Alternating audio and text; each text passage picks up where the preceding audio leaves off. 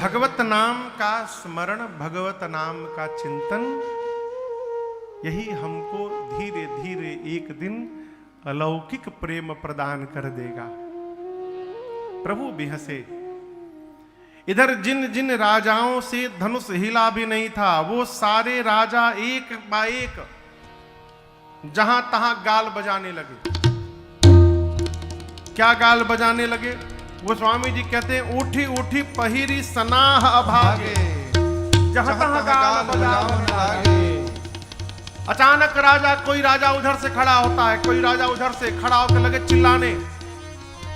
केवल धनुष तोड़ने से विवाह थोड़ी हो सकता है। हमारे जीवित रहते इस कन्या को कोई और लेके जाकर दिखा सकता है। पकड़ लो दोनों भाइयों को। कोई कहता है बंदी बना लो, कोई कहता है मार दो।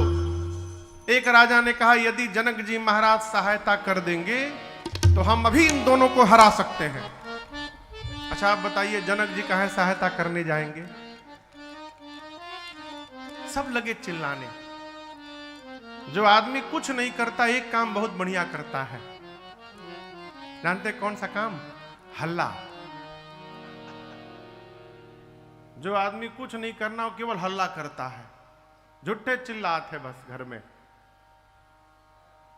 लक्ष्मण जी सुने राजाओं की बात तो राम जी से बोले, भैया थोड़ा आज्ञा मिले तो इन लोगों से मिल के आ जाऊं मैं। मिलने के लिए बेचैन हो रहे हैं। राम जी बोले, चुप्पे रहो। इन राजाओं को एकदम ठीक करने के लिए बाबा जी बस पहुंचने वाले हैं थोड़ी देर में। कौन बाबा जी? परशुराम जी। बाबा कहते गोस्वामी जी, तेहि अवसर सुने शिव धनु भंगा, तेहि अवसर सुनि शिव धनु भंगा, आयउ भृगुकुल कमल पतंगा, आयउ भृगुकुल कमल पतंगा, देखि महीपत सकल सकुचाने, देखी महीप सकल सकुचाने, पाज झपट जनु लवा लुकाने, पाज झपट जनु लवा लुकाने, गौर शरीर भूति भल भ्राजा, और शरीर भूति भल भ्राजा, भाल विशाल त्रिपुंड विराजा, भाल विशाल त्रिपुंड विराजा, भाल विशाल त्रिपुंड विराजा, भाल विशाल त्रिपुंड विराजा। जैसे धनुष टूटा, धनुष के टूटने की टंकार तीनों लोक में गई। छत्तीसगढ़ के बगल में एक प्रांत है उड़ीसा, है ना? उड़ीसा में एक पर्वत श्रृंखला है जिसका नाम है महेंद्र पर्वतमाला। उसी महेंद्र पर्वत पर परशुराम जी तपस्या में बैठे थे। धनुष टूटने की टंकार जब कान में पहुंची, ये समझते विलंब नहीं लगा कि पिनाक शिव जी का टूट गया है? उस धनुष का नाम पिनाक क्यों पड़ा था मालूम है? पता है? जहां तक मैंने पढ़ा है, दधीचि ऋषि के हड्डियों से उसका निर्माण किया गया था। तो धनुष बनाने के बाद दोनों छोर में धनुष ऐसे टेढ़ा बना रहता है। दोनों ऐसे धनुष रहता है, यहां आके ऐसे टेढ़ा रहता है, जिस पर वो प्रत्यंचा उसकी बांधी जाती है। तो एक तरफ के जो टेढ़ा भाग है उसको बनाने के लिए हड्डी कम पड़ गई। तो उनके नाक की हड्डी को लेकर के उसको वहां पे जोड़ा गया, नाक की हड्डी, इसलिए उस धनुष का नाम पड़ा पिनाक। और वो भगवान शिव का धनुष था। भगवान शिव का धनुष परशुराम जी के पास था, और केवल शिव जी का नहीं, भगवान श्री हरि का भी धनुष इन्हीं के पास है, उसका नाम है अजगौ। अब एक ही आदमी दो दो धनुष लेके कैसे चलेगा? तो परशुराम जी भगवान शिव के धनुष को, पिनाक को जनक जी महाराज के पास रखवा दिए कि ये मेरी वस्तु है, आप अपने घर में रखिए, मैं बाद में आपके यहां से लेके जाऊंगा। अब कोई अपना सामान आपके घर रखे, छोड़ दे रखने के लिए, आप उसको दांव पे लगा देंगे? आवाज सुनाई पड़े, समझे गए तो पिनाक टूट गया, क्रोध में आ गए, और उसी क्रोध की अवस्था में पहुंचे कहां? मिथिलापुरी में। गोस्वामी जी कहते हैं, जिस प्रकार बाज को देखने के बाद छुटकी लवा चिरई घोंसले में लुका जाती है, परशुराम जी को देखने के बाद सारे राजा छिपने का स्थान ढूंढने लगे, कहां भागे हम लोग। यहां गोस्वामी जी ने स्वरूप का बड़ा अद्भुत वर्णन किया। गोरा शरीर है, गौर शरीर, पूरे शरीर पर भस्म का लेपन लगा हुआ है। भूति, भूति यानी विभूति, भल भ्राजा, ये विशाल ललाट है, भाल विशाल त्रिपुंड और विराजा, उस पर त्रिपुंड शोभायमान है। जिस मनुष्य का जितना ललाट विशाल हो, वो उतना सौभाग्यशाली माना जाता है। बाल उड़ने के पहले, अब हमारे पंडित जी हैं, इनका यहां से लेके यहां तक ललाटे है पूरा। आप दर्शन करिए, यहां से लेके यहां तक ललाट है पूरा। तिलक लगाओ थे तो यहां से लेके यहां तक लगा लेते हैं। हाँ? कहो ऐसा नहीं, बाल के साथ जो ललाट हो विशाल, वो दिव्य है। विशाल ललाट है तो दिखाई पड़े कि विशाल ललाट है। आजकल ऐसा ऐसा बाल के फैशन आ गए हैं ना साहब, क्या बतावें हम आप। सिर के ऊपर ही स्ट्रेट हाईवे, नेशनल हाईवे, प्रधानमंत्री ग्राम सड़क योजना, सब बना हुआ यहीं पर। कहो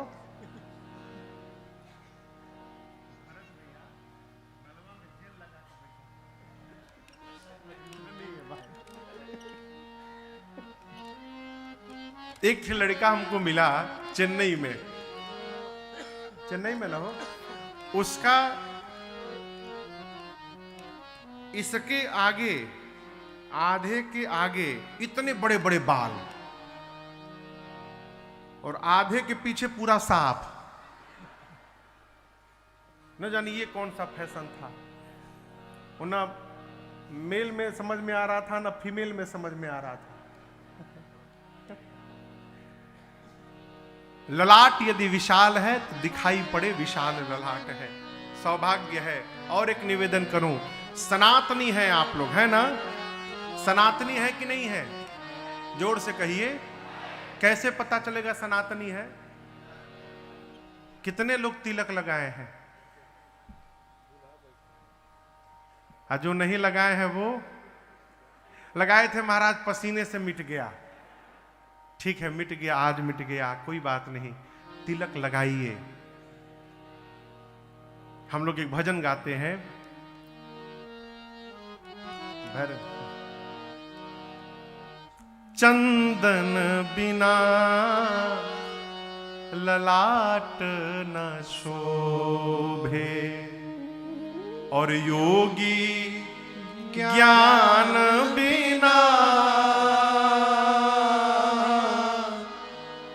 जो धनवान न शोभित हो पाता है दान बिना। तीर्थ व्रत बेकार सभी है, तीर्थ व्रत बेकार सभी है, हरि नाम के बिना तन तर न सकेगा मूर्ख प्राणी राम के बिना। है। पहला अंतर क्या हो? बिनु पानी के नाव चले, कोटि जतन पचि पचि मरिया, कि जल बिनु तरई की नाव। बिना पानी के क्या नाव चलेगा? बिनु पानी के नाव चले ना, न घी बिनु दीप जले, और नारी सुहागन नहीं लगे, जब तक ना मांग भरे। नीलकंठ कोई हो ना सका है, नीलकंठ कोई हो ना सका है, विषपान के बिना तन तर न सकेगा मूर्ख प्राणी राम के बिना। ललाट पर तिलक हो। कोई स्त्री कहे कि हम सिंदूर न लगाएं तो क्या हम अपने पति को प्रेम नहीं करते? सिंदूर से पति के प्रेम का क्या मतलब है, क्या संबंध है? कोई संबंध नहीं है साहब। लेकिन वही स्त्री जब सिंदूर लगाकर सड़क पर निकलती है तो सड़क पर जो आसुरी प्रवृत्ति के जीव है वो देखते हैं कि इस स्त्री के मांग पर सिंदूर लगा है, इसका अर्थ है कि इसकी रक्षा करने वाला इसका स्वामी अभी है। वो सावधान हो जाता है। और जिस स्त्री के सिर पर सिंदूर न हो तो समझता है कि इसके साथ कोई है वो नहीं। उसी प्रकार भगत के माथे पर लगा हुआ तिलक उसका सिंदूर है साहब। ये तिलक बताता है कि हम अनाथ नहीं हैं, हम सनाथ हैं। हमारे स्वामी, हमारे भगवान हमारे साथ हैं। भक्त का तिलक उसका सिंदूर है और भक्त के गले की कंठी माला उसके जीवन का मंगल सूत्र है। इन दोनों को धारण करिए। ललाट है तो तिलक लगाइए, इतना सुंदर तिलक लगाइए कि आपके तिलक को देखकर जो न लगाता हो उसको भी लगाने का मन होने लगे। आपके तिलक को देखकर लोग तिलक लगाने लगे। भाल विशाल त्रिपुंड विराजा, गोरा शरीर है, विशाल ललाट पर त्रिपुंड शोभायमान है। गोस्वामी जी कहते हैं सिर पर जटाओं का मुकुट है, शीस जटा शशि बदन सुहावा। क्रोध में आए हैं तो गोरा मुख थोड़ा लाल हो गया है। ऋष बस कछुक अरुण होइयावा। अरुण कहते हैं सूर्य नारायण जब उदित होते हैं तो उस समय उनका जो लाल रंग रहता है उसको अरुण कहते हैं। ये कौन सा रंग है कहिए? नारंगी कलर। वो झंडे का क्या रंग है कहिए? केसरिया। इसका नाम केसरिया क्यों हुआ मालूम है? पता है? एक बार मेरी मां सीता मैया, किशोरी मैया मेरी मांग में सिंदूर लगा रही थी। हनुमान जी महाराज पूछे मां ये क्या लगाती हैं आप? तो मां ने कहा आपके स्वामी के, आपके प्रभु के नाम का चिन्ह है। तो क्यों लगाती है मां? तो मां बोली कि मैं जब लगा कर जाती हूं ना प्रभु के सामने तो इसको देखकर प्रभु प्रसन्न हो जाते हैं। हनुमान जी सोचे कि ये लगाने से प्रभु राम जी प्रसन्न हो जाते हैं। हनुमान जी पूरे शरीर में लगा लिए। भगवान को प्रसन्न करने के लिए सिर से लेकर पांव तक पूरे शरीर में सिंदूर सिंदूर पोत लिए और लगाकर भगवान के सामने गए। भगवान जोर से हंसे, पूछे क्या करके आए हैं? हनुमान जी बोले, प्रभु मैया ने कहा है, माँ यहाँ लगा रही थी, मैंने पूछा क्यों लगाई है? माँ ने कहा कि इसको देखकर आप प्रसन्न होते हैं। मैं सोचा कि यहाँ लगाने से थोड़ा प्रसन्न होते होंगे, मैं पूरे शरीर में लगा लूंगा तो मेरे प्रभु अधिक प्रसन्न हो जाएंगे, इसलिए मैं लगा लिया हूं। अब इसका नाम केसरिया क्यों पड़ा? तो हनुमान जी केसरी कुमार हैं। केसरी कुमार ने इस रंग को अपने पूरे शरीर में लगा लिया, इसलिए इस रंग का नाम उस दिन से केसरिया रंग पड़ गया। आज भी कहते हैं केसरिया रंग, केसरिया रंग। हनुमान जी के कारण इसका नाम पड़ा केसरिया रंग। गोरा आदमी जब क्रोध में आता है तो चेहरा थोड़ा लाल हो जाता है। कहते हैं रिस बस कछुक अरुण होई आवा।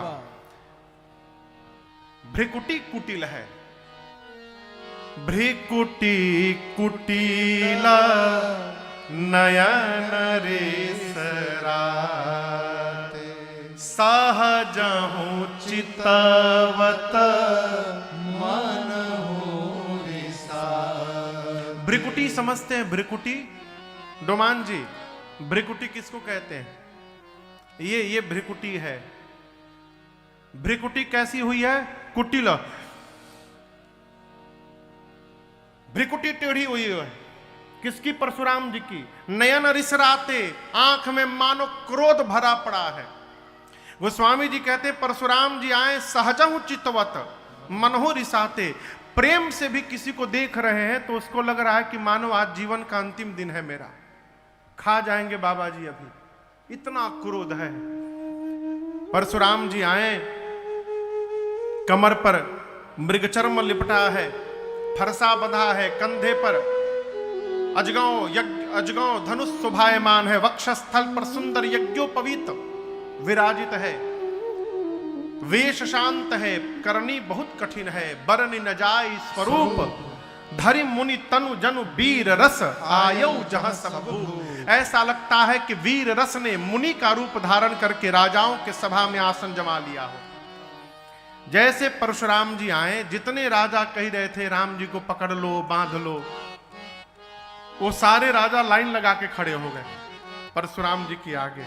यहां दर्शन करिए, बाबा कहते हैं देखत भृगुपति बेश कराला, देखत भृगुपति बेश कराला, उठे सकल भय विकल भुआला, उठे सकल भय विकल भुआला।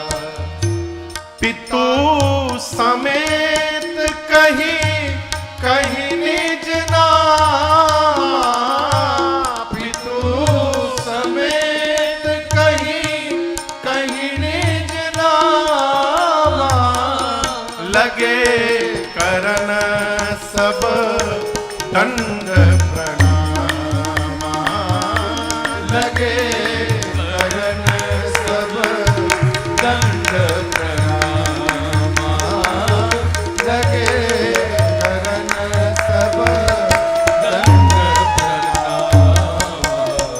सारे राजा कतारबद्ध होकर हाथ जोड़कर परशुराम जी से अपने पिताजी का नाम ले लेकर अपना नाम लेने लगे। पितु समेत कहीं कहीं निज नामा, और सभी परशुराम जी को दंडवत प्रणाम करने लगे। प्रणाम करके जाकर किनारे शांत होकर सारे राजा खड़े हो गए। आपस में बात करते हुए कहने लगे, यदि पता रहता कि बाबा जी यहाँ आने वाले हैं, हम सौगंध खा के कहते हम धनुष तोड़ने कदापि ना आते यहाँ पे। अब तो आके फंस गए हैं। जनक जी महाराज आगे आकर परशुराम जी को दंडवत करते हैं। किशोरी मैया को सखियां लेकर आई। मैया ने प्रणाम किया। परशुराम जी ने आशीष दीन्ही सखी हर सानी निज समाज ले गई सयानी। बाबा इतने क्रोध में है, जैसे मैया ने प्रणाम किया, विश्वामित्र जी ने उसी क्रोध की अवस्था में परशुराम जी ने आशीर्वाद दिया। आशीर्वाद मिलने के बाद सखियां तुरंत मां को वहां से लेके गई। हटाओ यहां से बाबा जी के सामने से। अब विश्वामित्र जी ने आकर प्रणाम किया है, मिले हैं। राम लक्ष्मण जी से कहा आप इनको दंडवत करिए। भैया के साथ प्रभु ने परशुराम जी को प्रणाम किया है और आप दर्शन करिए। जैसे भगवान का रूप दिखाई पड़ा, परशुराम जी भगवान के चेहरे में खो गए। ऐसा लगता है मानो अनंत कोटि कामदेव को पराजित करने वाला सौंदर्य आंखों के सामने उपस्थित हो गया हो। थोड़ी देर भगवान को निहारे, तब तक अचानक याद आई कि मैं क्यों आया हूं यहां पर। जनक जी महाराज से पूछे, बहुरी बिलो की बिदे हसन कहु काह अति धीर पूछत जान अजान जिमी व्यापेउ को जनक जी को देखकर परशुराम जी ने पूछा, कहो इतने सभा में भीड़ क्यों है तुम्हारे, इतने राजा क्यों आए हैं। गोस्वामी जी कहते हैं कि जान सब रहे हैं, लेकिन जानकर भी अनजान की तरह पूछ रहे हैं। पूछत जानी अजान जिम। उस समय का एक नियम आपको बताऊं, रूल रेगुलेशन था कि बिना परशुराम जी से अनुमति लिए धरती पर कोई क्षत्रिय सम्मेलन नहीं करा सकता था। किसी को क्षत्रियों का सम्मेलन कराना होता था तो पहले परशुराम जी से अनुमति मांगनी पड़ती थी। और आज दीप दीप के राजा यहां आए हुए हैं, परशुराम जी को पता भी नहीं है। पूछा क्यों आए हैं। जनक जी महाराज ने समाचार कही जनक सुनाए जिहि कारण महीपस आए। जनक जी ने पूरा समाचार सुनाया, ये राजा क्यों आए हैं यहां पर। कहा प्रभु मेरे बिटिया के विवाह का स्वयंवर था, स्वयंवर के केंद्र में शिव का पिनाक था, उसी स्वयंवर में भाग लेने सारे राजा आए हैं। जैसे जनक जी ने कहा तब तक पिनाक के टूटे हुए खंड पर दृष्टि चली गई परशुराम जी की, और टूटा हुआ खंड दिखाई पड़ा। ऐसा लगा मानो किसी ने अग्नि के भीतर घी झोंक दिया हो। क्रोध और भभक उठा। जनक जी महाराज से परशुराम जी बोले, है जड़ जनक, निकाल करके उसको बाहर करो जिसने पिनाक को तोड़ा है। शीघ्र निकालो, नहीं तो जहां तक तुम्हारी राज सत्ता है वहां तक की धरती संकल्प करके अभी पलट दूंगा। पूरी सृष्टि समाप्त हो जाएगी तुम्हारी। जनक जी महाराज सुने तो थर थर कांपने लगे। सीता मैया, सुनैना जी, सारी सखियां रोने लगी, कांपने लगी। जिन जिन राजाओं से धनुष नहीं हिला है वो सारे राजा बगल के राजा से, हम जानते थे ये होने वाला है, हम पहले से जानते थे।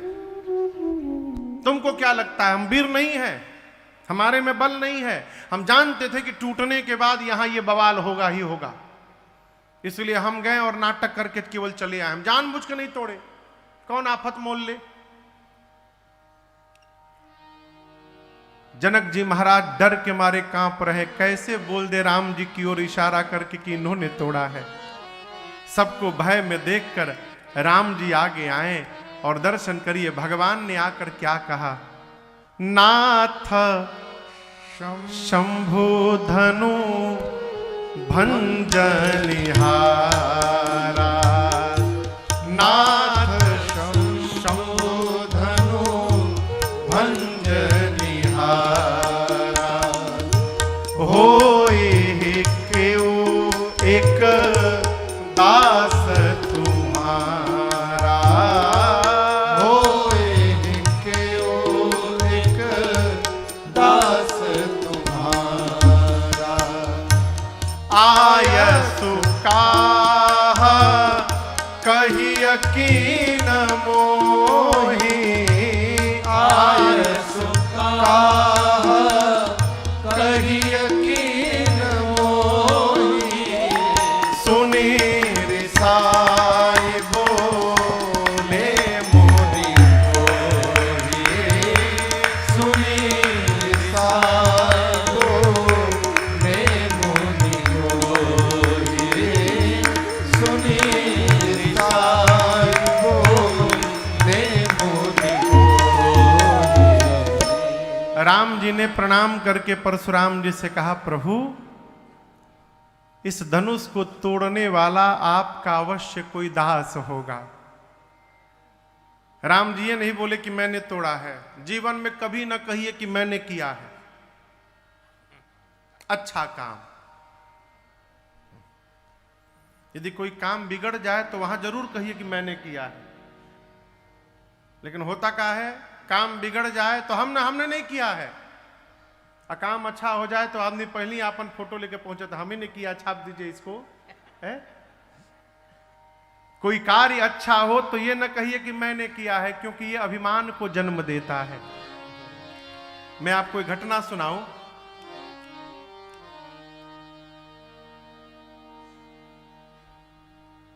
भारत के इसरो का कोई मिशन था।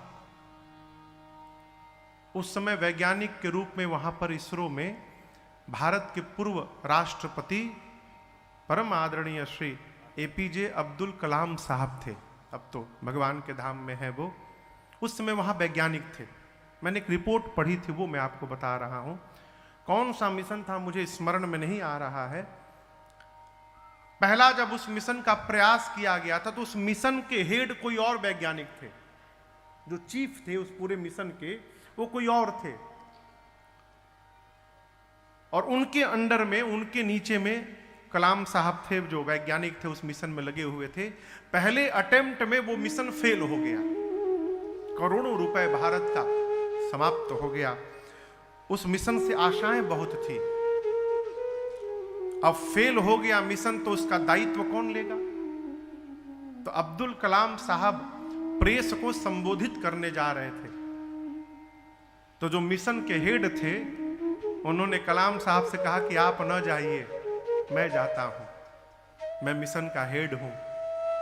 और उन्होंने जाकर प्रेस से कहा कि इस मिशन के फेल होने का सारा दायित्व मैं स्वयं को लेता हूं, ये मेरे कारण फेल हुआ है, हमारे वैज्ञानिकों का इसमें कोई अपराध नहीं है।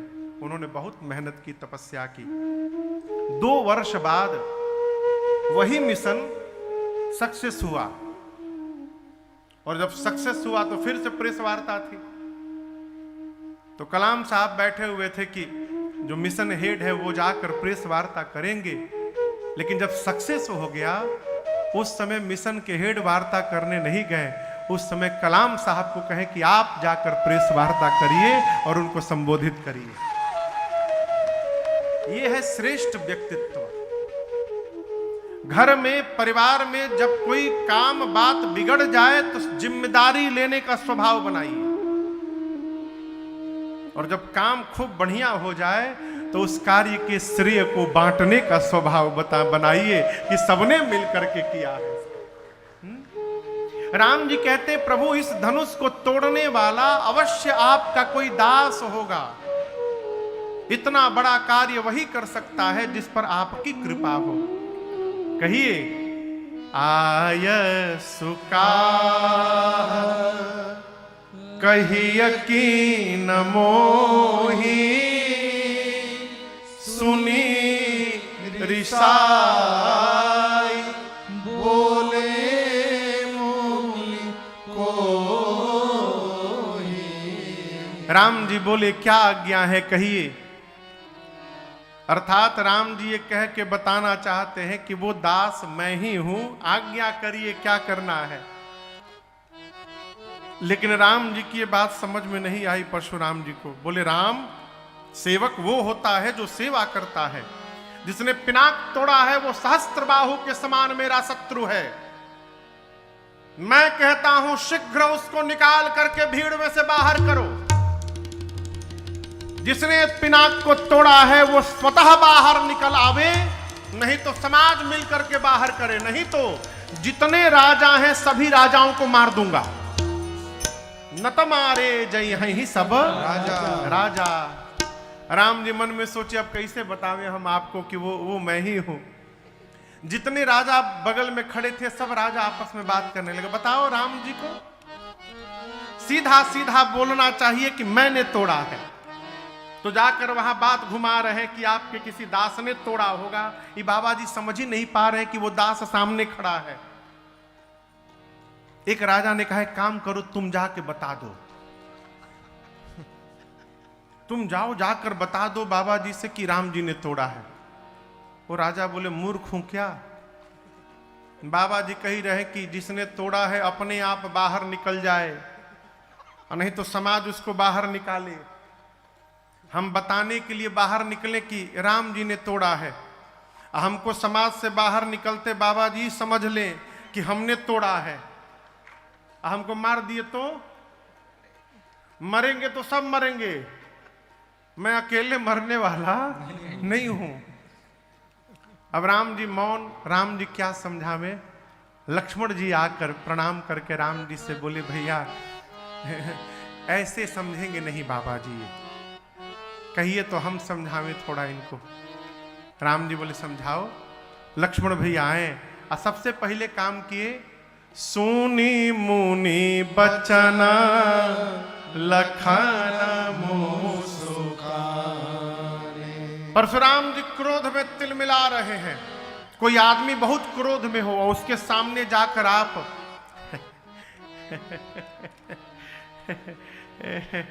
क्या होगा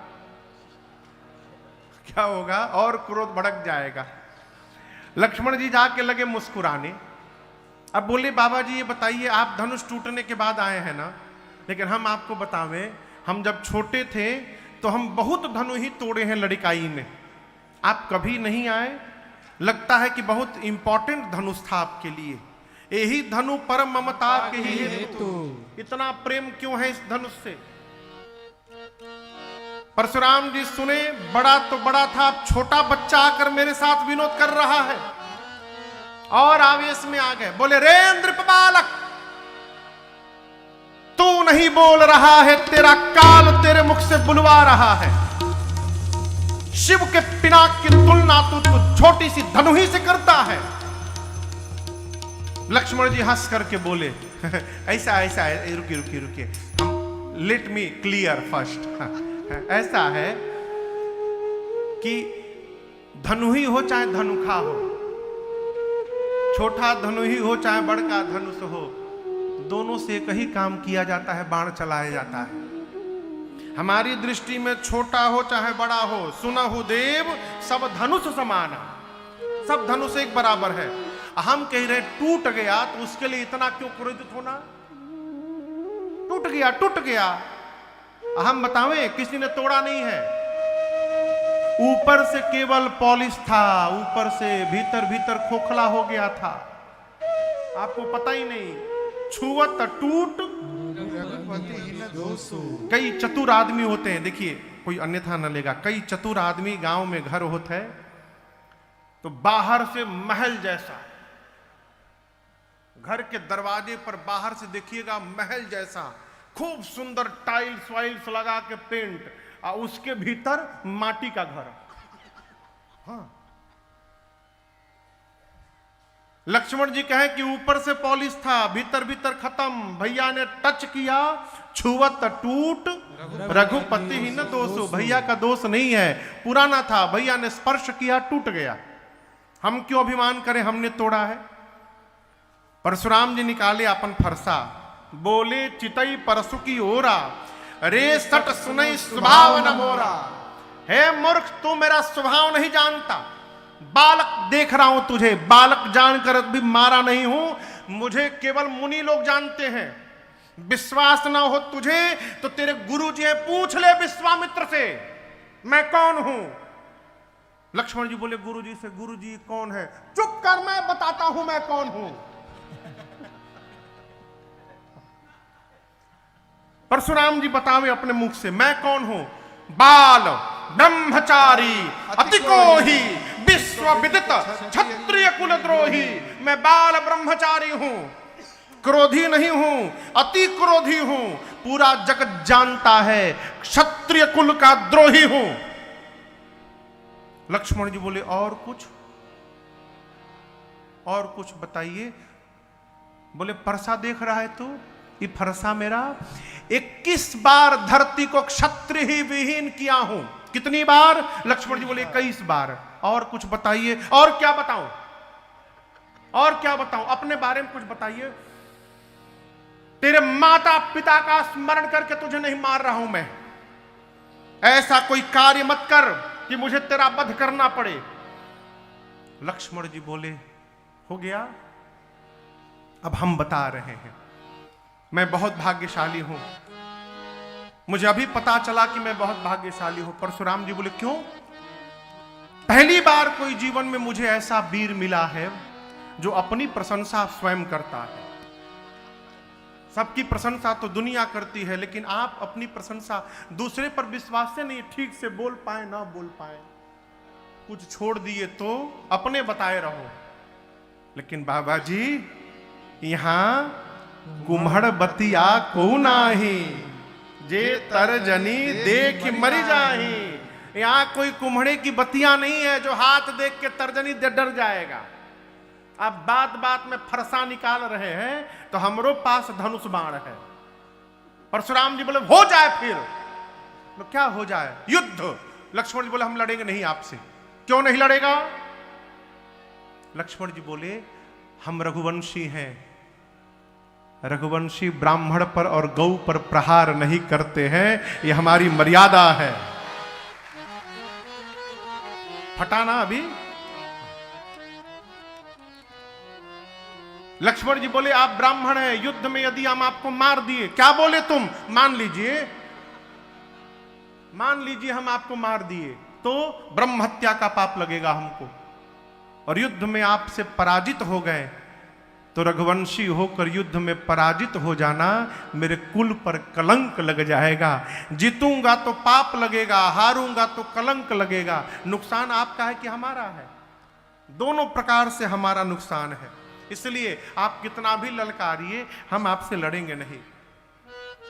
परशुराम जी लक्ष्मण जी से नहीं बतिया पाए तो विश्वामित्र से बोले कौशिक सुनहु मंदु यह बालक, कुटिल काल बस निज कुल घालक। हे विश्वामित्र, तुम्हारा जो चेला है ये गोरा वाला, लगता है ये इसका काल निकट आ गया है।